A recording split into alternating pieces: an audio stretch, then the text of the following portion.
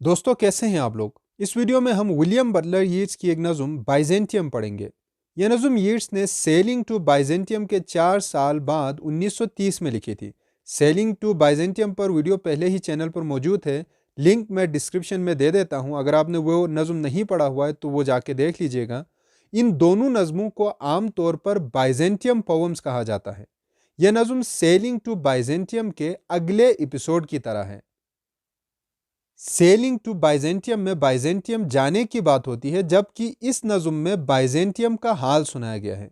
नज़म के थीम की बात करें तो इसका theme human imperfection versus perfectness of art या टेरेस्ट्रियल लाइफ वर्सेस स्पिरिचुअल या आफ्टर लाइफ है। नज़म में दिन और रात को ज़िंदगी और मौत के सिंबल के तौर पर लिया गया है। मजमूई तौर पर अगर बात करें तो शायर इंसानी ज़िंदगी को वक्ती करार देता है, जबकि आर्ट या फ़न को अबदी करार देता है। नज़म में कुल 5 स्टेंजाज हैं और इसकी rhyming scheme A A B B C D D C है। चलें नज़म शुरू करते हैं। The unpurged images of day recede, the emperor's drunken soldiery are abed, night resonance recedes, night walker's song, after great cathedral gong, a starlit or a moonlit dome disdains all that man is, all mere complexities, the fury and the mire of human veins. दिन के गलीज या नापाक खाके पीछे हटते हैं, बादशाह के सिपाही जो ड्रंकन हैं यानी उन्होंने शराब पिया हुआ है वो सो गए हैं, रात की गूंज भी पीछे हटती है। अजीम कैथेड्रल के घंटी की आवाज़ के बाद नाइट वॉकर्स गाने लगते हैं। अजीम कैथेड्रल से मुराद हाया सोफिया है और नाइट वॉकर्स से मुराद प्रोस्टिट्यूट्स या सेक्स वर्कर्स हैं जो रात के वक्त बाहर निकलते हैं। चांद और तारों की रोशनी से मुनव्वर यानी रोशन गुंबद इंसान को और इंसान की तमाम पेचीदगियों को हकारत की नज़र से देखती है। इंसान के रगों में मौजूद खून की तुंदी या तेश और गंदगी को हकीर समझती है। शायर हाया सोफिया की बिल्डिंग को अच्छा और इंसान और उसके करतूतों को बुरा करार दे रहा है।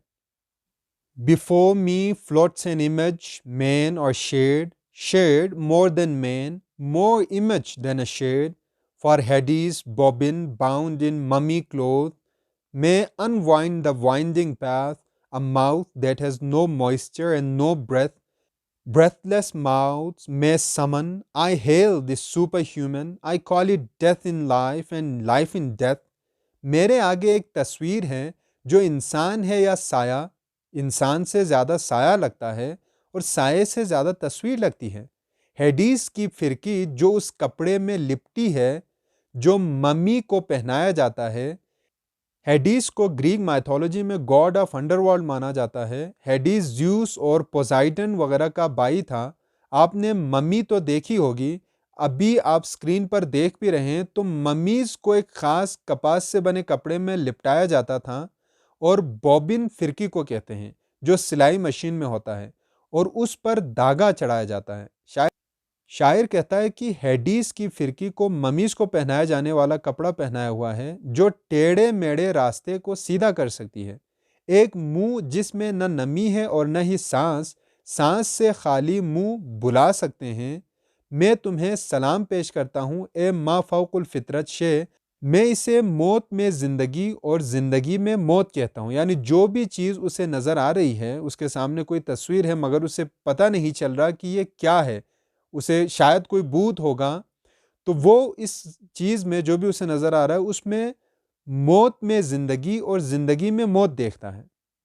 Miracle bird or golden handiwork, more miracle than bird or handiwork, planted on the starlit golden bow, can like the cocks of Hades crow, or by the moon embittered scorn allowed in glory of changeless metal, common bird or petal, and all complexities of mire or blood. मोजिज़ा, सुनहरी दस्तकारी या परिंदा, परिंदे और दस्तकारी से भी बड़ा मोजिज़ा।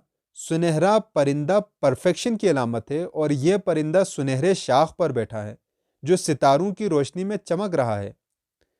اور یہ پرندہ ہیڈیس کے مرغوں کی طرح آوازیں نکالتا ہے اور مردوں کو جگا سکتا ہے۔ پھر شاعر آگے کہتا ہے کہ یا چاندنی سے روشن یہ پرندہ عام پرندوں اور پودوں کو حقارت کی نظر سے دیکھتا ہے اور انسان کی تمام پیچیدگیوں کو حقیر سمجھتا ہے۔ یہ پرندہ چینج لیس ہے جبکہ انسان وقت کے ساتھ ختم ہوتا جاتا ہے۔ تو یہاں یہ پرندہ بھی ایک آرٹ ہے، تو وہ چینج لیس ہے، ایٹرنل ہے ایک طرح سے، جبکہ انسان اور اس کے ایموشنز وقت کے ساتھ ساتھ فیڈ ہوتے جاتے ہیں۔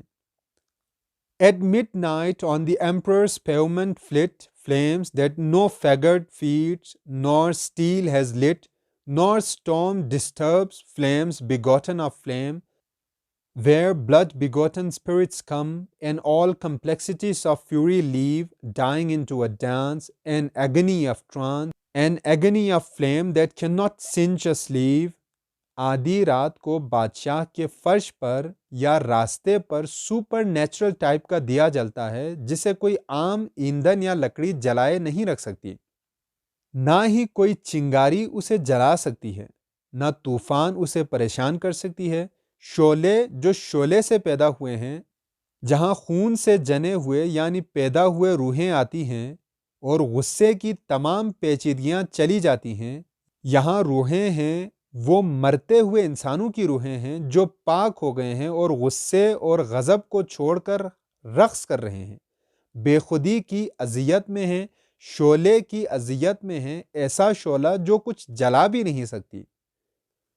بلڈ بیگوٹن اسپرٹس کے دو معنی ہیں۔ پرانے زمانے میں ایسا مانا جاتا تھا کہ روحیں خون سے پیدا ہوتی ہیں، تو اس لیے روح کو بلڈ بیگوٹن کہا گیا ہے۔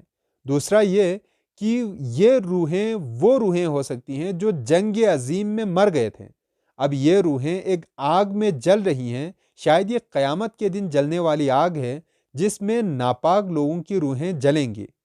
A straddle on the dolphin's mire and blood, spirit after spirit, the smithies break the flood, the golden smithies of the emperor, marbles of the dancing floor, break bitter furies of complexity, those images that yet fresh images beget, that dolphin tone, that gong tormented sea. اب یہ آخری stanza ہے، شاعر کہتا ہے کہ dolphin پر سوار ہو کر ایک کے بعد ایک روح بادشاہ کے سنہرے لوہار اس سیلاب کے بہاؤ کو روکتے ہیں۔ ان لوہاروں کو شاید یہ ذمہ داری دی ہوئی ہے کہ وہ ہر کام کو ایک ترتیب میں جاری رکھیں۔ یہاں ڈولفن سے مراد نیچر ہے جسے انسانوں سے ہمدردی ہے۔ قدیم رومیوں کا ماننا تھا کہ ڈولفنز روحوں کو آئلس آف دی بلیسڈ یعنی مبارک لوگوں کے جزیرے پر لے جاتے ہیں، تو اس حوالے سے ییٹس نے یہاں ڈولفنز کا ذکر کیا ہے جس پر روحیں سوار ہیں اور شاید انہی جزیروں پر جا رہے ہیں۔ فرش پر بچھے سنگ مرمر بھی رقص کے سامنے مزاحمت پیش کر رہے ہیں۔ آگے شاعر کہتا ہے کہ وہ تصاویر جن سے مزید تازہ تصاویر پیدا ہو رہے ہیں، اور ڈولفن سمندر کو چیر کر اپنا کام جاری رکھے ہوئے ہے اور گھنٹی کی آواز سے رات کی خاموشی میں خلل پڑ رہی ہے۔ یہ وہ منظر ہے جو شاعر کو بائزنٹیم میں نظر آ رہا ہے۔ تو یہیں پر یہ نظم ختم ہوتا ہے۔ امید ہے آپ نظم سمجھ چکے ہوں گے۔ اگر آپ کے من میں کوئی سوال رہتا ہے تو کمنٹ کر کے ضرور پوچھیے۔ Thank you very much.